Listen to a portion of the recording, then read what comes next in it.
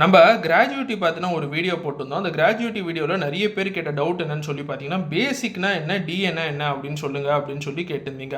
உங்களோட சேலரி ஸ்லிப்பை நீங்கள் எப்பயாச்சும் ஓப்பன் பண்ணி பார்த்தீங்கன்னா, உங்களுக்கு கொடுத்துருக்கிற ஃபர்ஸ்ட் காம்போனண்ட்டே பார்த்தீங்கன்னா பேசிக் அண்ட் டிஎன்எஸ் அலவன்ஸ் அப்படின்னு சொல்லி தான் மென்ஷன் பண்ணியிருப்பாங்க.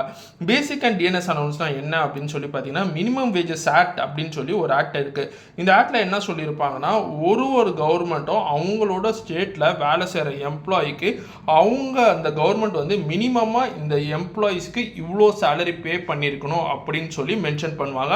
அது வந்து இண்டஸ்ட்ரி பேஸ் பண்ணி எம்ப்ளாயோட ஸ்கில்லை பேஸ் பண்ணி லைட்டாக மாறும். ஸோ அந்த ஸ்டேட் கவர்மெண்ட் செட் பண்ணுற மினிமம் வேஜஸை வந்து பேசிக் அண்ட் டிஎன்எஸ் அலவன்ஸ் அப்படின்னு சொல்லி காட்டுவாங்க.